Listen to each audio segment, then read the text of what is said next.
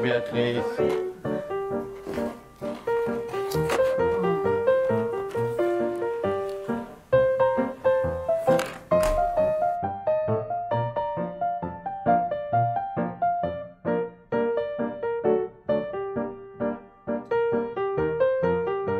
Louis, tu es né en quelle année? En 1933. Et c'est pas hier. Donc toute une vie passée dans le 14e arrondissement. Oui, pratiquement, oui. Est-ce que tu te souviens de l'ambiance qui régnait dans le quartier à l'époque, quand tu étais enfant? Oui. La rue appartenait aux enfants. On était un peu les maîtres dans la muraille. On jouait au football dans la rue, on jouait aux billes le long des caniveaux. Et il n'y avait presque pas de voiture. Il passait une voiture toutes les 20 minutes. Donc, on avait la rue pour nous, quoi.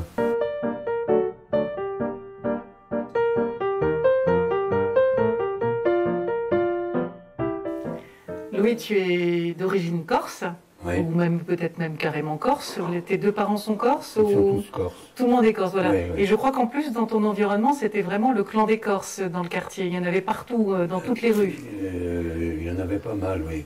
Ah, oui. Il y en avait... il y avait déjà toute ma famille, on était nombreux à l'époque. Il y avait mes oncles, mes tantes, mais autrement...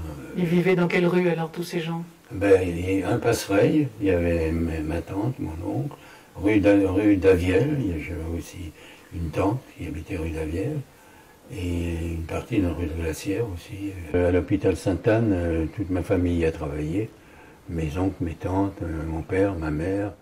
Donc une partie de la famille à l'hôpital Sainte-Anne et Ouais. l'autre famille très sensible à la musique, c'est bien Oui, ça? c'est ça, oui. Pas nombreux, mais enfin j'avais un oncle qui jouait d'accordéon, et c'est lui qui m'a initié, et j'ai commencé à apprendre l'accordéon, j'avais 8 ans, quoi.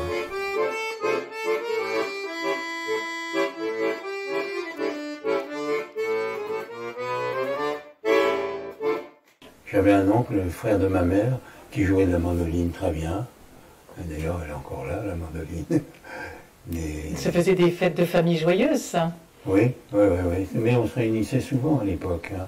Et on se réunissait, ma tante chantait, mon oncle jouait de la mandoline, ma mère aussi. Donc c'était assez... Et toi, tu chantais aussi? Non, à Non. cette époque, non.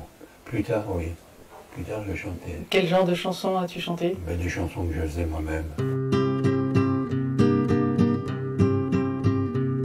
Je suis rhinocéphale, une mouche m'avale et nage dans ma tête, je l'ai eu la sale bête. Quels étaient tes thèmes d'inspiration? Oh, plutôt un peu révolutionnaire, un peu subversif, un peu comme ça. Et pas toutes, hein. Il y en a qui étaient les filles de la mer, par exemple, une chanson mélodique qui revendique rien. Un peu poétique, quoi. Prétention poétique. Il y a une tradition de lutte politique dans ta famille? On peut dire ça, oui. Mon père a fait de la résistance pendant la guerre, dès le début d'ailleurs, c'est pas un résistant de la dernière minute. Déjà dans les années 40, il avait un groupe d'amis avec c'était des résistants. Quand on est gosse, on sent bien les choses. Et je sentais que mon père était quand même... prenait des risques. Et j'avais énormément peur de ne pas le revoir. Ça m'occupait l'esprit. Quand je voyais pas mon père arriver, parce qu'il m'avait dit, tu sais, tu sais, je suis toujours pris pour des choses spéciales, mais surtout si on t'interroge, tu parles de rien. J'avais appris le silence déjà.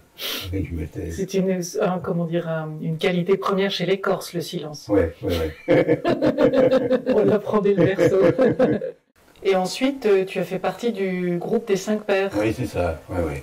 Et eux, ils avaient commencé avant moi, hein, 15 ans avant même. Ils ont commencé très tôt. Ils étaient plus âgés que moi. Et puis, je les ai retrouvés dans la course, quoi, au moment où ils étaient déjà connus. Vous êtes produit aux Folies Bergères, je crois. Ah non, une année. Toute une année aux Folies Bergères. Belle expérience. On a fait toute l'Europe. Hein. On a fait une partie de l'Afrique aussi, pas l'Afrique du Nord. Hein. Et puis après, bon, après j'ai fait mon chemin tout seul. Je les ai aidés aussi, on s'est séparés. Voilà. On s'est séparés parce que d'abord les contrats n'étaient plus ce qu'ils étaient, et on était un peu dans la mouise, un peu dans la dèche, je veux dire. Donc on s'est séparés, et puis moi j'ai fait mon chemin tout seul.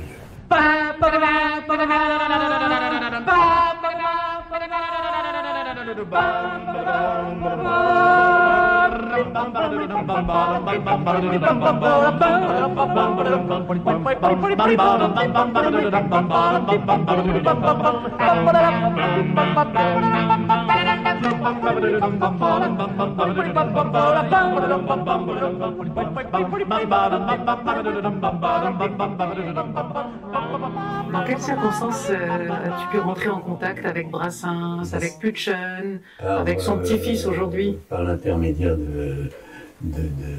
du fils à Putschen, Yvan. C'est lui qui m'a introduit. Autrement, je l'aurais jamais connu. Hein. Je vais même chanter une ou deux chansons un jour. Et alors, quel était son verdict? Il m'a dit c'est bien, mais t'arrives trop tard, il y a les yéyés. Il était impressionnant? Oui, il était. Ben, c'est-à-dire qu'il était pas du tout prétentieux. Et c'est par ça qu'il était impressionnant. C'est pas quelqu'un qui avait la grosse tête, comme on dit vulgairement. Et il était très simple. Et puis, moi j'avais plaisir à le voir les quelques fois que je l'ai vu. Ça m'a fait vraiment plaisir. De rencontrer un type aussi doué, aussi talentueux et aussi simple. Je crois que tu as bien connu aussi Jean-Louis Buñuel, Oui. le fils donc de Louise Buñuel, Oui, qui était photographe, dessinateur, Oui, sculpteur. Oui, oui. Des choses de lui dans Oui, l'appartement. bien connu, oui. Avec Jean-Louis, on a fait un scénario qui s'appelait Sibylle de la Gifle. oui, La vie aventureuse de Sibylle de la Gifle. C'était ça. Et puis, on a essayé de le passer, de le produire. On n'a pas trouvé de producteur, sauf un, mais il s'appelait Ventura. C'était un ami aussi à Jean-Louis et à moi, on se connaissait. Et c'est un gars qui avait une maison de production. Et lui, il a pris le scénario, il n'en a pas fait grand-chose, mais il l'a pris et il nous a payé quand même. On a été payé pour ce scénario, pas grand-chose, mais Jean-Louis a eu un peu d'argent et moi aussi.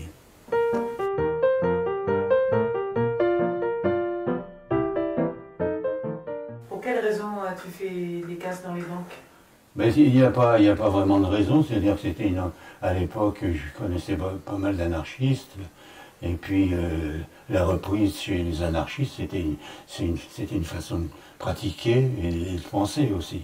Donc les banques pour nous, c'était l'ennemi numéro un, on allait chercher l'argent là où il était.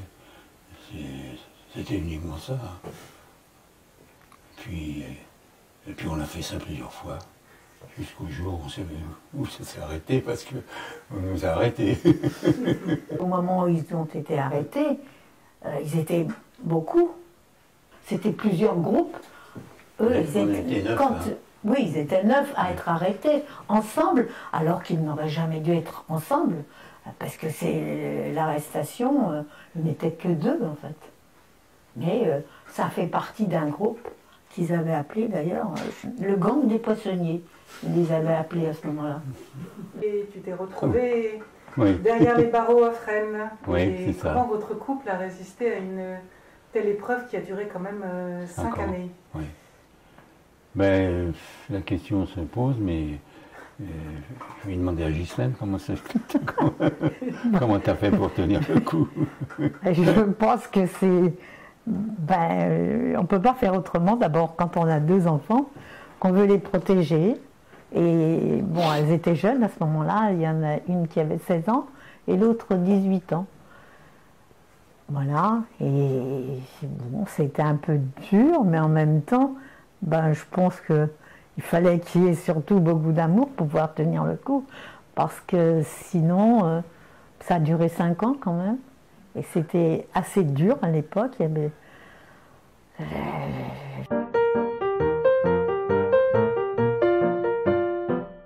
Vous avez un arbre préféré tous les deux dans le parc?